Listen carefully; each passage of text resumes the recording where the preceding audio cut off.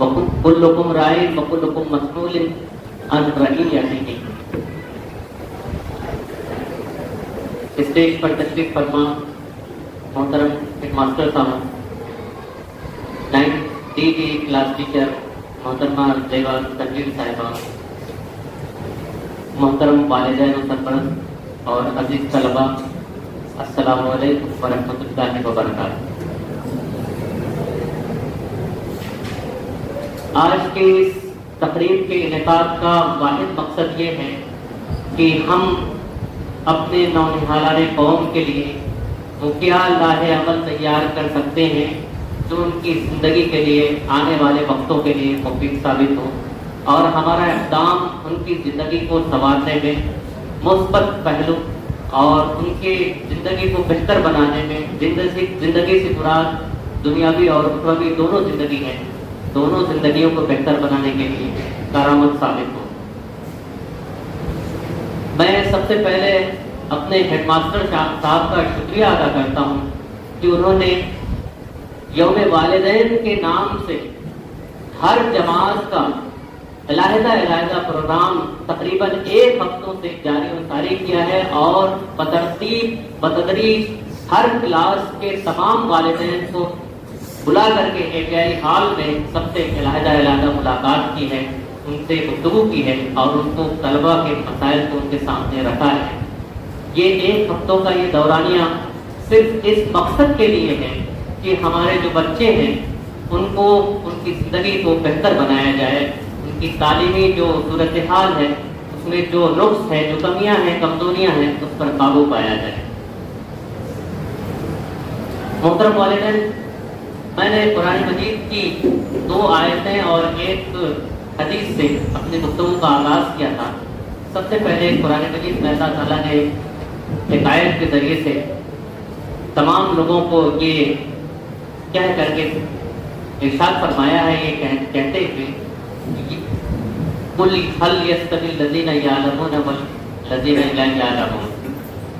اے نبی فرما دیجیے کہ جو علم والے ہیں اور جو علم والے نہیں ہیں، یعنی جاہل ہیں، ان پڑھ ہیں، کیا دونوں برابر ہو سکتے ہیں؟ یعنی کہ وہ ہرگز برابر نہیں ہو سکتے، کبھی دونوں لوگوں کا مقابلہ نہیں ہو سکتا، دونوں لوگوں کی فہم میں مقابلہ نہیں ہو سکتا، دونوں لوگوں کے ادراک میں مقابلہ نہیں ہو سکتا، دونوں لوگوں کی سوچ میں مقابلہ نہیں ہو سکتا، دونوں لوگوں کے رہن سہن، چال چلن، رنگ ڈھنگ، آداب و القاب میں کسی بھی چیز میں مقابلہ نہیں ہو سکتا۔ ہم خود اپنی روزمرہ کی زندگی میں، اپنے سماج میں جب ہم اس کا مشاہدہ کرتے ہیں تو یہ واضح فرق ہمیں نظر آتا ہے کہ پڑھا لکھا شخص کیسا نظر آتا ہے اور ایک ان پڑھ جاہل شخص کی کیا کیفیت ہوتی ہے۔ اسی طرح اللہ تعالیٰ نے قرآن مجید میں کہا، یا ایھا الذین آمنوا قوا انفسکم واہلیکم نارا وقودھا الناس والحجارہ۔ اے وہ لوگوں جو ایمان لائے ہو، اپنے خود کو اور اپنے اہل و عیال کو جہنم کی آگ سے بچاؤ جس کا ایندھن انسان اور پتھر بننے والے ہیں۔ قرآن مجید کی اس آیت پہ ذرا غور کیجیے کہ اللہ تعالیٰ کہہ رہا ہے کہ اپنے آپ کو اور اپنے اہل و عیال کو جہنم کی آگ سے بچائیے۔ اب سوال یہ پیدا ہوتا ہے کہ جہنم کی آگ سے ہم خود کو کیسے بچا سکتے ہیں؟ اس کا واحد طریقہ وہی ہے جو حضور اکرم صلی اللہ علیہ وسلم نے اپنی نبوت کے دوران ہمیں وہ سارے احکام و اصول بیان کیے ہیں، بتائے ہیں۔ اللہ تعالیٰ کا وہ سیدھا راستہ جسے اس نے صراط مستقیم کے نام سے اتارا ہے، اس پہ ہم چل کے اپنے آپ کو نجات کی طرف، راہ نجات کی طرف لا سکتے ہیں۔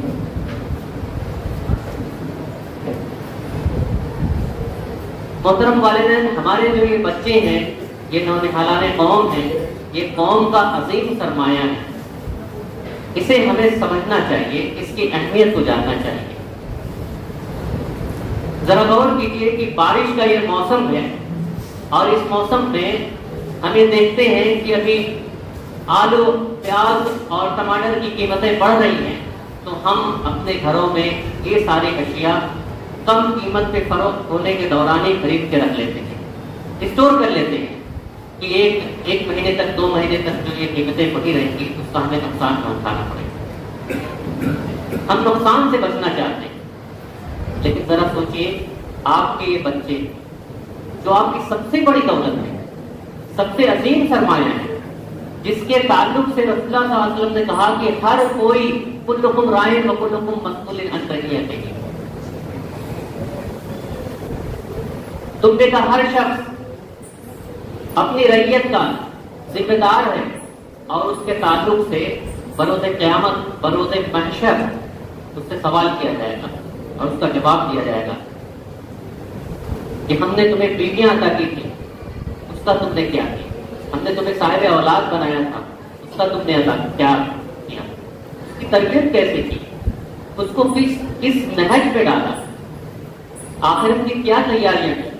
یہ سارے سوالات ہم سے پوچھے۔ تو ہماری جو سب سے عظیم پراپرٹی ہے جس کے تعلق سے اللہ تعالیٰ سوال کرے گا بروز قیامت، تو کیا ہم اس سوال کے جواب کے لیے تیار ہیں؟ ذرا ہم غور کریں کہ اللہ تعالیٰ کے اس سوال کے جواب کے لیے کیا ہم تیار ہیں؟ کیا ہم جواب دے سکتے ہیں کہ اللہ تعالیٰ جب پوچھے گا کہ ہم نے تمہیں صاحب اولاد بنایا تھا، تم نے اولاد کی تربیت کیسے کی؟ اس کو کس طرح کا مال کھلایا، کس طرح کا کپڑا پہنایا، کس طرح پالا پوسا، کس طرح بڑا کیا؟ یقیناً ہمیں اس سوال پہ درس جانا چاہیے، ہمیں غور کرنا چاہیے اپنے آپ پہ، ہمیں غور کرنا چاہیے اپنے حالات پہ، اور سب کچھ کر کے اپنے اولاد کی خود کی فکر کرنی چاہیے۔ محترم والدین، جیسا کہ ہم جانتے ہیں کہ ہمارے اطراف کا جو ماحول ہے وہ نہایت ہی خطرناک اور سنگین ہے، ایسے ماحول کے حوالے ہم اپنے بچوں کو نہیں کر سکتے۔ آپ جانتے ہیں کہ گلیوں کا ماحول کیسا ہے، محلوں کا ماحول کیسا ہے۔ ان ماحول میں اگر ہمارا بچہ جائے گا تو کیا لے کر کے آئے گا اس کا اندازہ نہیں کیا جا سکتا۔ بہت سے والدین کو اس بات کی شکایت ہے کہ ان کے بچے ان کی باتیں نہیں سنتے، ان سے بدتمیزی سے بات کرتے ہیں، بد اخلاقی سے پیش آتے ہیں، ان کو گالا گلوچ کرتے ہیں۔ تو یقین جانیے کہ یہ وہ تمام چیزیں ہیں جس پہ ہم نے کبھی غور ہی نہیں کیا، اس پہلو کو ہم نے نظر انداز کیا، جس کی وجہ سے یہ مسائل ہمارے سامنے ابھر کے سامنے آ رہے ہیں۔ اگر مجھے ایک واقعہ سیرت کا اس وقت یاد آ رہا ہے کہ مدینے کی گلیوں میں ایک غلام فروخت ہونے کے لیے آیا جس کی عمر صرف 8 سال تھی۔ جب غلام بیچنے والے لوگ رسول اللہ صلی اللہ علیہ وسلم کے دروازے پہ پہنچے تو انہوں نے اس بچے کو دیکھا، اسے فوراً خرید لیا اور خریدنے کے بعد اپنی نگرانی میں اسے پالنا پوسنا اور اس کی تربیت کرنا شروع کی۔ کچھ دنوں کے بعد اس بچے کے والدین کو خبر ہوئی کہ ہمارا بچہ غلام بنا کر کے مکے میں فروخت کر دیا گیا ہے اور فلاں شخص کے پاس ہے۔ تو اس کے والدین یمن سے اس کو ڈھونڈتے ہوئے تلاش کرتے ہوئے رسول اللہ صلی اللہ علیہ وسلم کی خدمت میں حاضر ہوئے اور ان سے کہا کہ اے اللہ کے رسول، ہم نے سنا ہے کہ آپ بہت ہی مشفق مہربان ہیں، لہذا آپ جو رقم مانگیں ہم دینے کے لیے تیار ہیں، آپ ہمارے بچے کو بیٹے کو آزاد کر دیں۔ اللہ کے رسول صلی اللہ علیہ وسلم نے کہا کہ میں آپ کے بیٹے کو فوراً آزاد کرتا ہوں، اگر آپ کا بیٹا آپ کے ساتھ جانا چاہتا ہے تو اسے لے جائیے، مجھے کوئی اعتراض نہیں ہے اور مجھے کوئی بھی قیمت بھی نہیں چاہیے۔ جب والدین بچے کو لے کر کے جانے لگے تو عجیب و غریب منظر دنیا نے دیکھا کہ بچہ اپنے حقیقی والدین کے ساتھ اپنے گھر واپس جانے کے لیے تیار نہیں ہے۔ وہ یہ بات کہہ رہا ہے، اس بات کا اصرار کر رہا ہے کہ مجھے یہیں رہنے دیجیے، مجھے یہی رہنے دیجیے اور مجھے یہیں پہ چھوڑ دیجیے۔ اب ذرا آپ غور کیجیے کہ ایک طرف اس کے والدین ہیں، ایک طرف وہ اللہ کے رسول صلی اللہ علیہ وسلم کی ذات ہے، بچہ اپنے والدین کے ساتھ گھر واپس جانے کے لیے تیار ہے۔ بچے سے جب پوچھا گیا کہ ایسا کیوں ہے تو انہوں نے اس بچے نے جواب دیا کہ مجھے یہاں کی اس چند روزہ زندگی میں وہ سب کچھ حاصل ہوا جو میں نے اپنے والدین سے نہیں پایا۔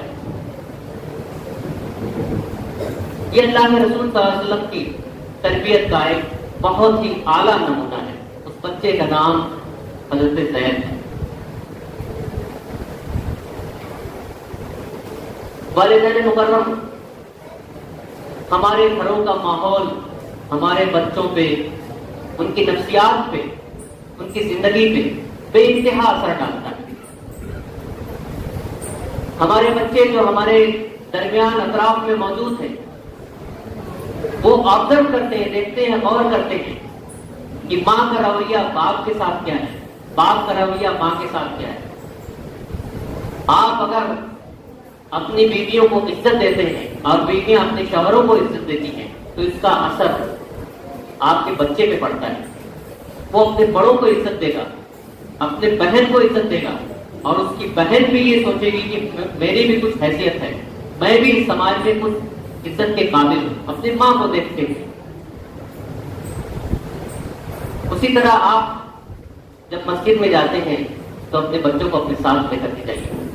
اپنے بغل میں کھڑے ہو کر کے نماز پڑھیے. مسجد میں جب تلاوت کرتے ہیں تو اپنے بچوں کو اپنے ساتھ رکھیے. تلاوت تیز سے پڑھی کیجیے تاکہ اس کے کانوں تک قرآن کے الفاظ پہنچے. اور اسی طرح مشفقانہ اور فدرانہ انداز میں بچوں سے گفتگو کیجیے. ہماری زبان اگر خراب ہوگی تو ہم اپنے بچوں سے قطعی یہ توقع ہی نہیں کر سکتے کہ ان کی زبان بھی اچھی ہوگی. بچوں کی باتوں کو غور سے سنیے، ان کے مسائل پہ توجہ دیجیے، ان کی آنکھوں میں آنکھیں ڈال کر ان کے سوالوں کے جواب دیجیے. اگر آپ بچوں کے سوالوں کو سنیں گے، اس پہ غور کریں گے، اس کو توجہ دیں گے تو بچہ اپنے آپ کو حقیر نہیں سمجھے گا، احساس کمتری کا شکار نہیں ہوگا. وہ اپنے آپ کو ایک گھر کا اہم فرد سمجھے گا اور ذمہ دار بنے گا. ان کے ساتھ مل کر کے اگر کوئی کتاب پڑھ سکتے ہیں تو کوئی کتاب پڑھیے. اگر نظم ہے تو مائیں یا جو بھی لوگ ہیں گھر میں بڑی بہنیں وہ ترنم کے ساتھ بچوں کے ساتھ پڑھیں، ایک ساتھ گنگنائیں. اس سے بچے کو کتابوں سے لگاؤ پیدا ہوگا. ہو سکے تو بچوں کے ساتھ کھیلیے. برائے مہربانی اپنے بچوں کو وقت دینے کی کوشش کیجیے. میں مانتا ہوں کہ آپ کی زندگی بہت ہی مصروف ہے، آپ کو ذریعہ معاش میں مصروف ترین بنا دیا ہے، آپ کو فرصت نہیں اپنے بچوں کے لیے. لیکن یہ بچے آپ کی اس کمائی سے بہت زیادہ مہنگے ہیں جو آپ روزانہ کما کے گھر لاتے ہیں. یا آخر جو کما کے لاتے ہیں وہ کس کے لیے لاتے ہیں؟ انہی بچوں کے لیے لاتے ہیں. ان کو برائے مہربانی وقت دینے کی کوشش کیجیے. بچوں کے جو بیگ ہیں، بستے ہیں، ان کو روزانہ چیک کیجیے. اس میں کیا کام دیا گیا ہے، کیا کلاس ورک دیا گیا ہے، کیا ہوم ورک دیا گیا ہے، کتنے سبق کی پڑھائی کی گئی ہے. روزانہ بچوں سے پوچھیے. جب آپ بچوں سے یہ سوالات کریں گے تو بچہ اپنے پڑھائی کے تئیں ذمہ دار بنے گا. اور سب سے اہم بات ہے کہ بچوں کی حاضری کو روکنے، غیر حاضری کو روکنے کی کوشش کیجیے. ان کو ہر صورت میں کلاس میں پہنچانے کی کوشش کیجیے. کئی بار یہ بات مشاہدے میں اور تجربے میں آئی ہے کہ بچہ جب غیر حاضر ہوتا ہے اور ہم یہاں سے پیرنٹس کو فون کرتے ہیں تو وہ کہتے ہیں کہ آج اس کے سر میں درد تھا، پیٹ میں درد تھا. یہ کوئی بھی عذر نہیں، کوئی بڑا عذر نہیں. یہ اکثر یہ الفاظ بہانے کے لیے بولے جاتے ہیں. اگر آپ اپنے بچوں کے سامنے جھوٹ بولیں گے تو اسے سچا کیسے بنائیں گے؟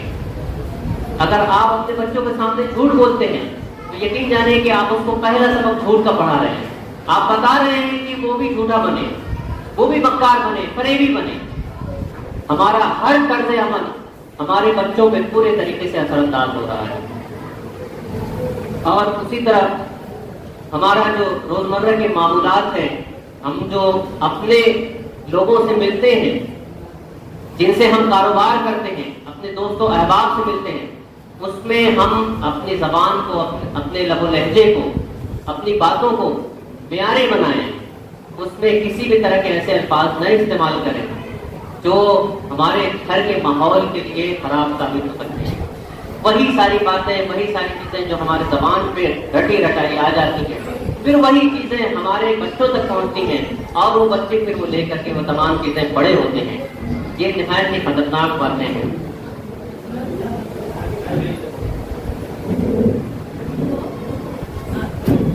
طلبا کی اخلاقیات جس کا درس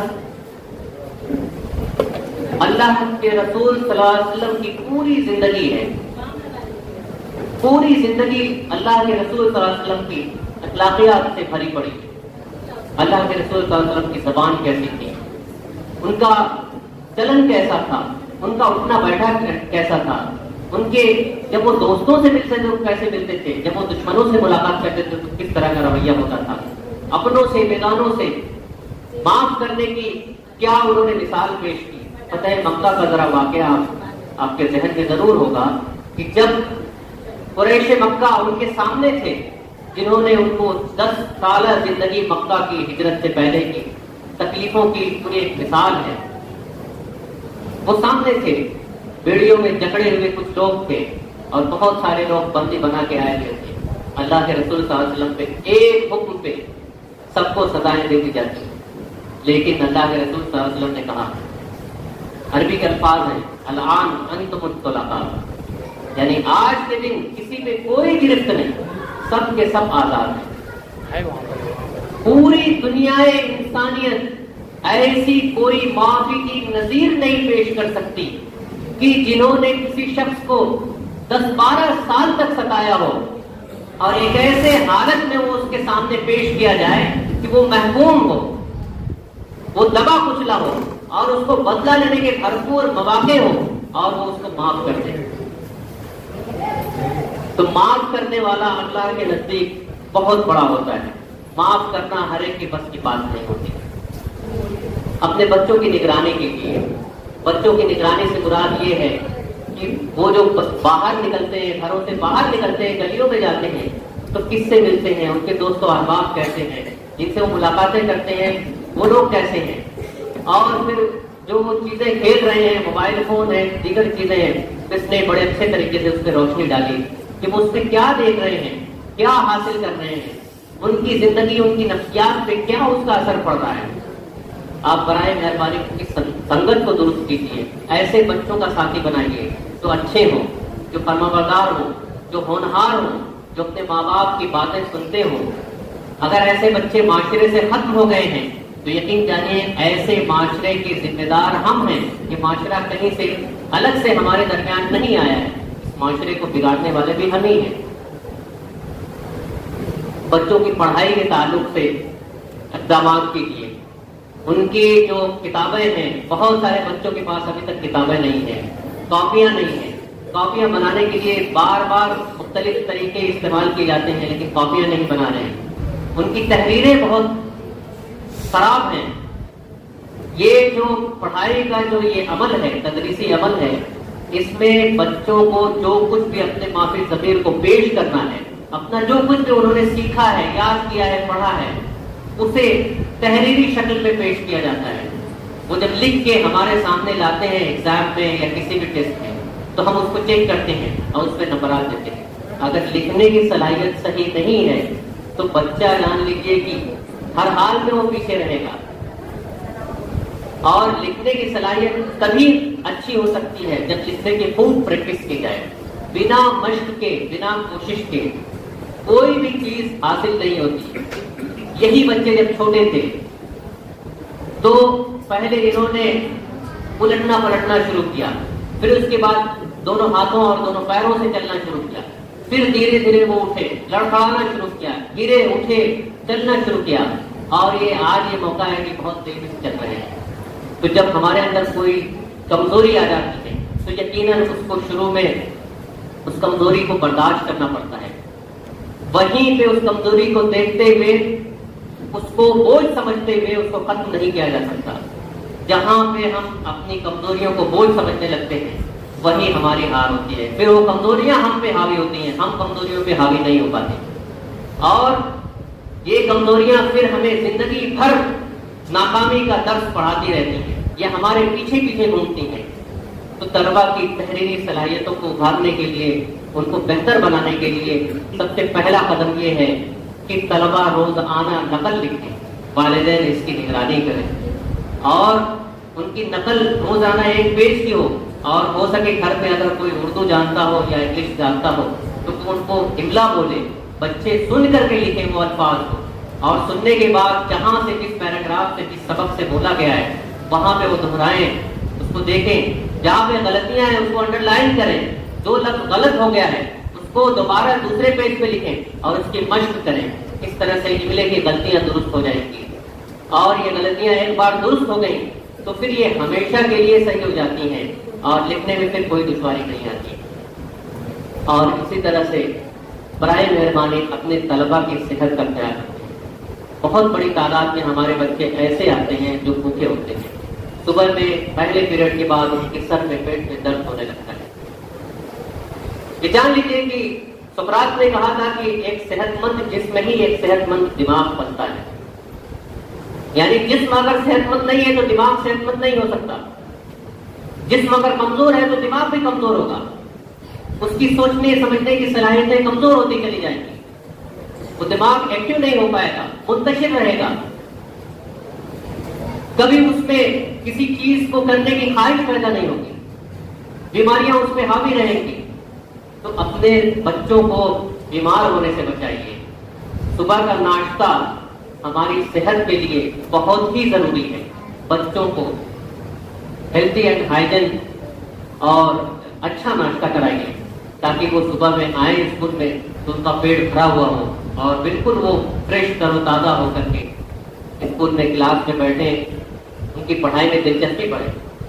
اس کے ساتھ ہی طلبا کی طرف، اپنے بچوں کی طرف صاف صفائی کا خاص خیال دلائیں، ان کی رغبت پیدا کریں۔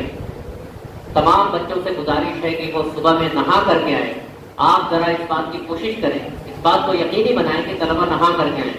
صبح میں جس دن وہ نہا کر کے آئیں گے، یقین جانیے کہ ان کو احساس ہوگا وہ دن ان کا پڑھائی کا دوسرے دنوں سے کتنا الگ تھا، ایک الگ سی فریشنس اور تازگی انہیں محسوس ہوگی۔ اس کے علاوہ ہمارے بچوں کے تعلق سے میں طلبا سے گزارش کروں گا کہ یہ تمام باتیں جو والدین کے تعلق سے کی گئی ہیں، اب ہمارے بچے بھی غور سے سنیں کہ صرف یہ جو باتیں ہیں یہ یک طرفہ نہیں ہے، صرف والدین ہی کی نہیں ہے کہ وہ یہ کام کرتے رہیں اور ہمیں کچھ نہیں کرنا ہے، ایسا نہیں ہے۔ یہ معاملہ دونوں طرف سے ہونے چاہیے۔ آپ کے والدین آپ کو جو کہتے ہیں ان کو غور سے سنیے، ان کا ادب و احترام کیجیے، ان کی باتوں کا جواب مت دیجیے۔ وہ جو کہتے ہیں وہ آپ کی بھلائی کے لیے کہتے ہیں، نہ ہم آپ کے دشمن ہیں، نہ آپ کے والدین آپ کے دشمن ہیں۔ سب لوگ یہ جان لیجیے کہ آپ کے والدین نے 40 سال 50 سال کی عمر جو کھپائی ہے، گنوائی ہے، وہ 40-50 سال کا تجربہ آپ کو مفت میں مہیا کرا رہے ہیں، آپ کو فری میں مل رہا ہے۔ اتنی زندگی برباد کرنے کے بعد، اتنی زندگی گنوانے کے بعد جو چیزیں انہوں نے پرکھی ہیں، جانی ہیں، جو چیزیں ان سے چھوٹ گئی، رہ گئی، اور جو چیزیں ان کو آج ان کے دلوں میں قلق پیدا کر رہی ہیں، تکلیف دے رہی ہیں، اور وہ چاہتے ہیں کہ یہ چیزیں ہمارے بچوں کے اندر نہ آئیں، یقین جانے کہ بہت فائدے کا سودا ہے۔ تو قبول کیجیے، اپنے والدین کی باتوں کو سنیے اور اس پہ عمل کیجیے۔ ٹیچرز جو کہتے ہیں ان کی باتوں کو سنیے، ان کی ہدایات کو سنیے، یہ 100% آپ کے فائدے، آپ کے مفادات میں ہے۔ ہیڈ ماسٹر صاحب جو اعلان کرتے ہیں ان کے اعلان میں غور کیجیے، اس اعلان میں تمام باتیں آپ کے حق میں ہوتی ہیں۔ یہ تمام باتیں ہیں، میں ایسا سمجھتا ہوں کہ والدین اور سرپرست تمام باتوں پہ غور کریں گے، ہمارے طلبا ان باتوں کو سنیں گے اور اپنے والدین کی باتیں سنیں گے، اس پہ غور کریں گے، اور آج سے وہ ایک مثال قائم کریں گے، جس اپنی تمام پرانی روایات کو ترک کریں گے، اچھی روایات، اچھے اقدار کو اپنائیں گے، ہمیشہ سچ بولیں گے، صاف ستھرے رہیں گے، نمازی اور پرہیزگار بنیں گے، اور ایک اچھا انسان بن کر کے اس اسکول سے نکلیں گے اور سماج کو، معاشرے کو، ملک کو فائدہ پہنچائیں گے۔ میں بھی اپنی بات ختم کرتا ہوں۔ وآخر الدعوانا ان الحمد للہ رب العالمین۔